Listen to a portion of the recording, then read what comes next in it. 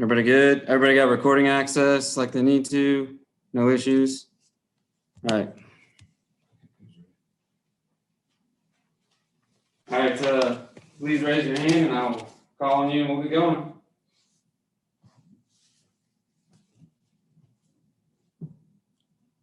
Colin? Hey, Coach, just what do you think of the poise of your guys down the stretch there to finish out this neutral site win against a ranked team? I thought it was good, man. You know, the one thing we said to our guys, even before the game, if you get up, you get a lead up and whatever happens, and I think they won 3 Pac-12 championships in the last 5 years and Final Four pedigree. So they have the culture and they know what it means to win. So you have to win the game. And the game will not be over until the buzzer sounds. And that were, even though we didn't have a lot of turnovers in the game, I thought there were moments where we let up mentally because we looked at the scoreboard. It's like, okay, it's my turn to get a shot here and there instead of keeping the foot on the pedal and winning the basketball game. But I thought it was a great team effort. I thought the guys were hungry. They were excited to play the game, and we got great results against a very talented team. Mitch? Cuonzo X only had 3 points in the first half. Was there anything in particular you said to him at halftime before that second half, or is that just a sign of his growth? I just thought he settled in. I thought he rushed some shots in the first half, very similar to Oral Roberts. I thought he rushed instead of allowing the game to come to him, you know, making plays, facilitating that sort of thing. When he does that, he's at his best. But I think when he's coming down looking for shots, then he's not as effective. I mean, even though he's scoring the ball and he's so fast, his gift is really making plays for others. And then when he's doing that, now his ability to score the ball opens up because they have to identify so many other options. And again, what we call it is, you know, that invisible money. And Jeremiah gets a lot of that when he sets screens, he dives, all those things that, you know, might not show up on the stat sheet, but he makes a lot of that happen because he's so big and physical. And he's done a great job from the time he got here to when he sets screens. He doesn't foul anymore when he sets screens, all those things, just matured as a basketball player.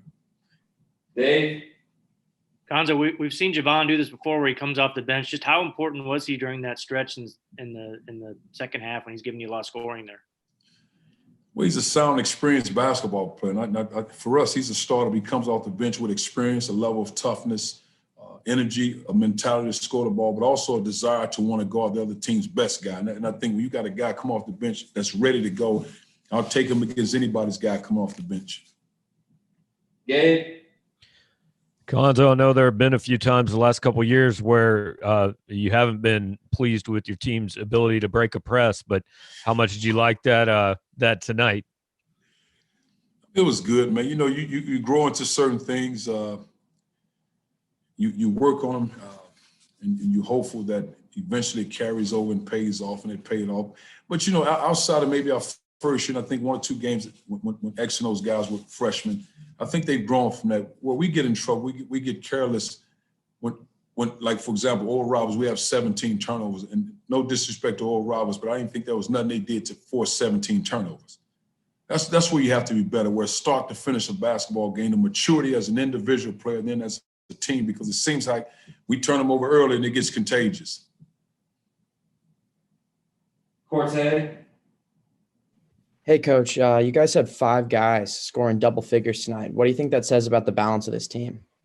We have that. We understand it. We have that. And I just think for our guys, just really, we talk about it all the time, get consumed with winning, having a passion for your teammate. And then whatever happens, happens. If you get 2 shots, 5 shots, 10 shots, are you defending, are you rebounding, are you playing hard, are you setting screen, are you doing all the things for your teammate? I think that's the separation. We just talk about that. I've never been one to really get consumed with the stat sheet and how many points a guy scored and all that. I normally look at turnovers and that sort of thing, taking care of the ball, sharing the ball, how we defending. And I think they value each other. They want to see each other be successful. They don't really care who gets shot. They're not those kind of guys, and that part is fun. CJ? Hey, Zoe, you know, the last couple of years you've said if this group's is healthy, you feel like you have something. And do you think these 2, I mean, I know it's early, but these 2 games, and then the other thing I want to ask you is, you know, what do you think this says about kind of the player development in your program the last couple of years, how far along some of these guys are looking? We always try to take pride in development. But sometimes in our profession, you don't have a lot of time for that. And I've always been a man that operates with a high level of integrity. So you can figure that out, whatever that means. And just we got to develop them, make sure it works, and just continue to grow our players and just have them work, but be patient.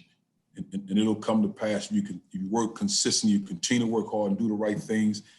And always try to have guys that have a value for each other, value your teammate. And just, they're good guys. I mean, some of the guys came in just, character flaws here and that, all that. You got to clean all this. So much stuff goes on behind the scenes that you try to help with. It consumes you physically, emotionally, but it's your job as a coach and as a staff to make sure they do the right things to be successful. And then you start to see some of the results of it. But I like going to battle with them because they value each other. They want to see each other's success. They don't care who get the accolades. I mean, and then now you have a situation, we have 2 or 3 guys want to guard the other team's best